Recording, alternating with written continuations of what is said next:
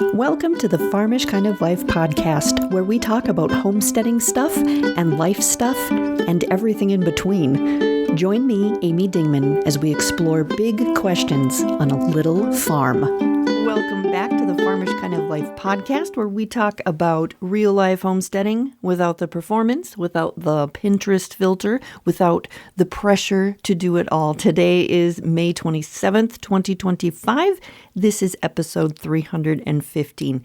Today on the podcast, I want to talk about fear or worry, but not like spooky monster under the bed kind of fear, but more the subtle creeping kind of fear or worry that shows up when you're trying to build a life from scratch and you're constantly wondering if you're doing it right and if you're totally screwing it up. Now, I have been homesteading for a while, and the fears or the worries that I had when I started, they have changed, right? I've been at this for a couple minutes, and some of those fears have changed. Some of those fears have completely disappeared. Some of those fears have evolved. And some, they still kind of show up every now and then. They're just wearing a different hat, right? So in this episode, I want to take you through the things I used to worry about as a beginning homesteader, the things that I worry about now, and the kind of peace that I've found with some of it along the way. But before we get to that, what's been happening on the life side? Well, it has been crazy busy here. We finally got the outdoor chicken run, the new outdoor chicken run done. We put up the net over this big area. We bought a different netting than we normally buy. We went the cheaper route this time, and it was a little bit more of a hassle to get it up on top. It kept tangling on everything, but we got it taken care of. My oldest son came home from work at just the right moment. He would probably say just the wrong moment, and got roped into being kind of a third person to get this net where it needed to be. So thankful for that. We got the door cut into the wall so the chickens can get out.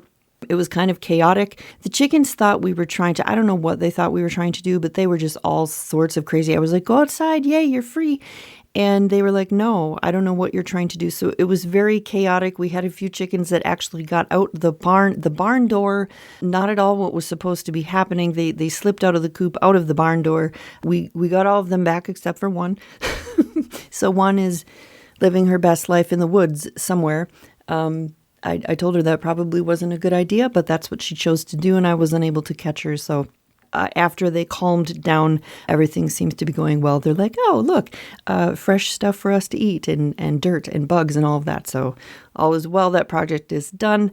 I'm going to be planting the garden this week. The weather seems to have shaped up, and so it will be really nice to have that in and done. More about that once I get it planted. I have more baby chicks hatching right now in the incubator. It feels like this is just what I'm doing this year. I'm just hatching chicks and hatching chicks. I don't need all these chickens. I just keep hatching them, and then people want them, and I'm like, here, try your hand at raising chickens. This is my new thing, right? I'm just going to, help people get started, not just by, talking on a podcast or posting online, but hey, here's some baby chicks. Let's try this out, see what happens. What else? I actually cooked this week. I know that in last week's intro, I talked about how I'd kind of fallen into, very often I'm the only person here during mealtime. And so I've just fallen into the habit of not cooking, not making meals. I just grab some crackers and go back to work, which, does not sustain you. So this past week, I actually cooked. I made a menu. I went back to cooking like I normally do. And I just went with the whole thought, you know what, I'm going to make this, and then I'm just going to put it in the fridge as leftovers. And then, whoever's around whenever to eat, it's here. And that worked really well. It was real nice, especially when we got busy with projects, to be able to just know that there was something in the fridge to eat. It was already made. And I don't know why I got out of that mental space, but it's good to be back where I need to be. What else happened? I had a little accident with a cat, with one of the barn cats. She's a very sweet cat. She's very fluffy. She's probably the friendliest cat that we have right now. But one night I let the dogs out to do their business for the last time before I went to bed. And this barn cat, for some reason, decided she was just going to walk her little self right into the house.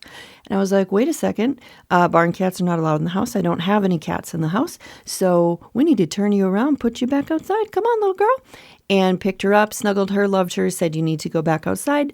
And in the process of me putting her back outside, one of the dogs got very upset that she had come in the house and was going to boss her. and then the cat thought maybe the dog was going to eat her. And so the cat decided she was going to climb my body like a tree and then end at my face. And so she ended up getting me really good across my nose and my lip, and I looked kind of ridiculous. But yeah, that was the excitement. I kept it very clean. I had a bunch of people who were super concerned. You're going to catch cat scratch fever. I'm just going to get infected. It's not infected, y'all. It's doing fine. Hydrogen peroxide on it doesn't even bubble. Like we are good. We're keeping it clean. But yeah, is one of those things. You're just doing life and you're doing your thing, and then all of a sudden you've got this big gash on your face from a cat because she got scared because the dog tried to boss her. You just never know what's going to happen, right? What else happened? I was on the Tiny Homestead podcast last week. That was a super fun conversation. It ended up having to take place on my phone because for some reason my system would not work with her system, and so we had to do it on a phone. So the sound is a little different than what I would normally do, but it's a great conversation. I will stick the link for that in the show notes so you can check it out if you'd like. And also check out Peace, Love, and Bacon. It's been out for almost a month now. I think another week and it'll be a month. So that is fun. It's fun to hear people talking about it and what they like about it and the stories that they are enjoying that are in it, and how it really just feels like sitting down with a friend to talk about, the homesteading life and what you've experienced. So check that out if you have not yet. You can find it on Amazon. And of course, the links for that will be in the show notes as well. All right, let's head over and talk about this main topic, which is the worries I used to have about homesteading, the worries I have now, and how I've kind of made peace with some things along the way.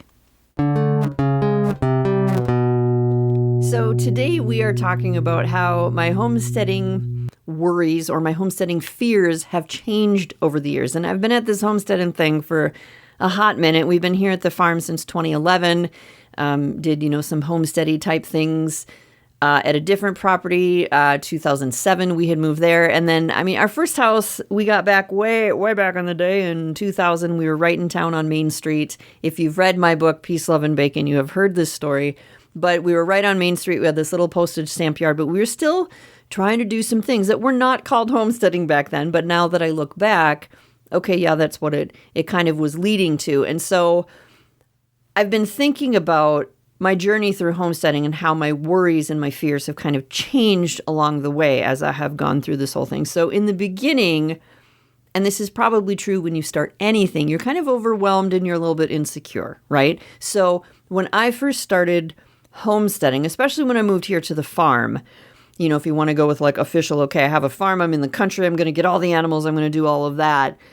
Everything that I did was kind of a test that I felt like I was going to fail. I was really worried about doing everything the right way. Like there was one true way to plant beans or bake bread or raise chickens. And I kind of felt like if I didn't follow it to a T, like I was going to get excommunicated from the big homesteading club or something, right? Those were things I was worried about. I was also worried that people wouldn't take me seriously. I was afraid someone would ask a question about something to do with homesteading and I wouldn't know how to answer them. Like I wouldn't have the info, I wouldn't have the answer, and then I would feel like, see, I don't even know what I'm doing. This is stupid, right? Because you kind of want to come off like, okay, I'm doing this and I'm learning stuff, and okay, this is going to be great, and then someone will ask you something that you can't answer, and then you just, you crumble, right? I was afraid, let's see, what else was I afraid of back then? I was afraid I was too late to the game, right? I was afraid I wasn't prepared enough. There were so many things I was afraid of. And in the midst of all that, I'm killing plants, I'm burning bread, I'm panicking over, oh my gosh, what is that bug that's on my plant, and what do I do about that? I was Googling crazy things, early in the morning, trying to figure out what do I do about this problem. And there was just overwhelming insecurity, and I don't know what I'm doing, but I want to know what I'm doing. And, that's just part of the journey, right? But eventually I realized there is no one right way to do this, right? Everybody has different land. Everybody has different goals. Everybody has different resources, whether we're talking about like actual physical resources or we're talking about financial resources or like emotional bandwidth or whatever you want to talk about. Everybody has different reasons for even doing this. And so somewhere along the way, I stopped obsessing over how other people were doing it. And I just started doing it myself. And when I messed up, which happened a lot, I learned. And when I didn't mess up, which happens sometimes, I still learned. Like everything just became part of the process of learning. And I filed all that information and all of that experience into my brain, and I moved forward with it. So that was kind of the first part, the beginning, the worries and the fears, being overwhelmed, being insecure, wondering what the heck I've gotten myself into, right?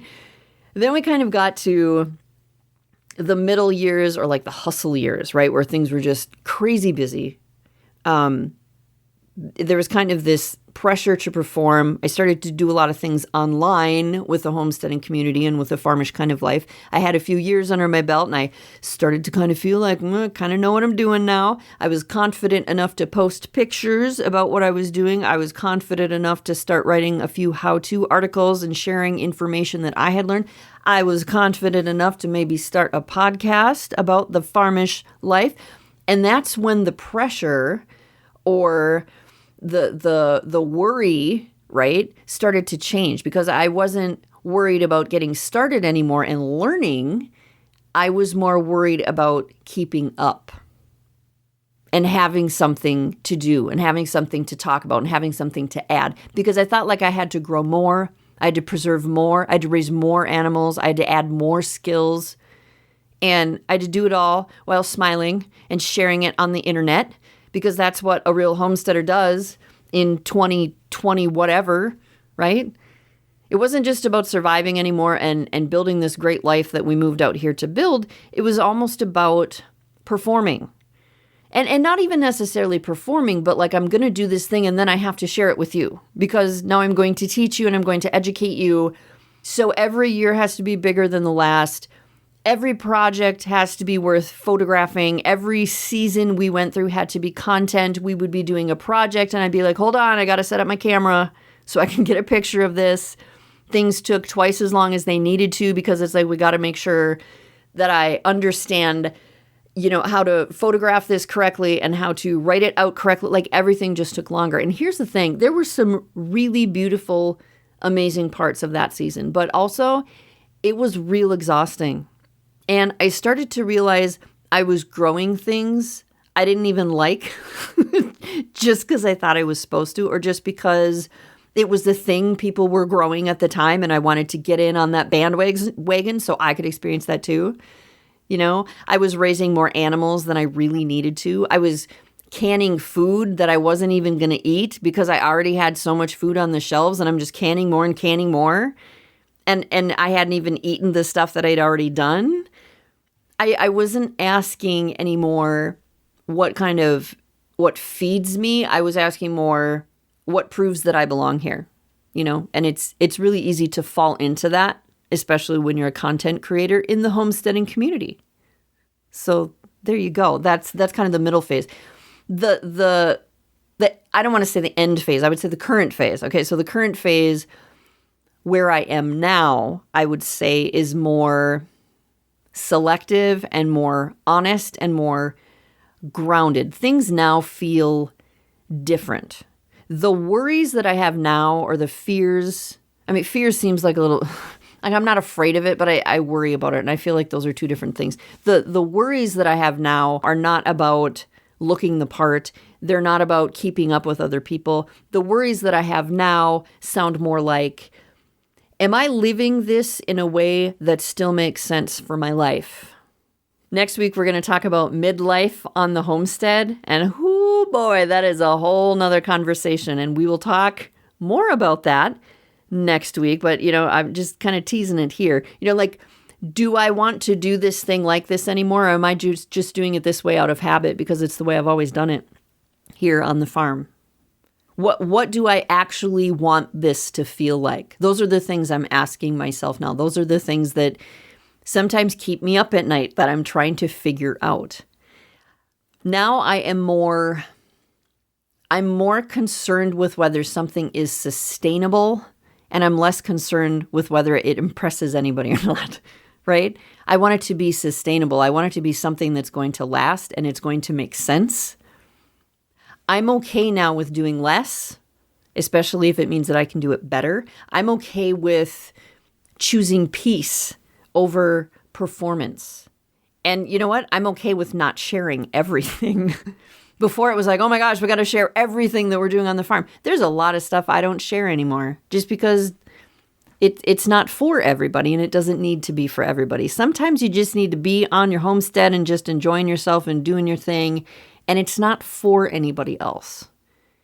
And I no longer believe that mistakes and mess ups, which I absolutely still make every day, I no longer believe that those things disqualify me. Like, this is just real life. Chickens still die. There are times when I make a loaf of bread and it don't turn out. And I don't know why, because I've made it 1,000 times before and it just flops, right? Still happens. Tomatoes still rot. Like, there's so many things that still happen. And none of it means that I'm failing. It just means that this is real life on a homestead, right? It's just real life. And so I have calmed down a lot about that. And last week I talked about how I feel like the homesteading community is being more honest about that now, about you don't have to do all the things. It doesn't have to look a certain way. You can have one foot in modern life and one foot in trying to do things the old way. Like, there are so many different ways that you can be a part of the community now, and people are just very more real about it. And so I think that's a shift not only in my life, but in the community as well. So I'm really glad to see that. But homesteading will change you. Right? When you decide to live the homesteading life, whatever you consider that to be, it's going to change you. And not just your skills, not just your pantry shelves, not just your freezer, but I think it's going to also change the way you see yourself. The things that I used to be worried about or scared of, I'm grateful for them now because they pushed me. And the things that I worry about now, they're different. But they remind me to stay present and to stay honest and to stay rooted in why I started this life in the first place, why we decided to even be here in the first place, right? So if you are in the beginning stage where you're just starting out on your homesteading journey and you are worried about being real enough or doing everything the right way, hang in there, because I will tell you what, you are doing better than you think, okay?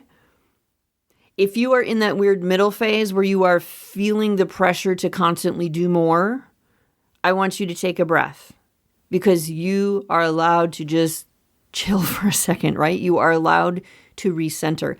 And if you have made it to the more grounded place where the worry has kind of shifted from being seen as this homesteader to just living your life and being true to yourself, I am right there with you.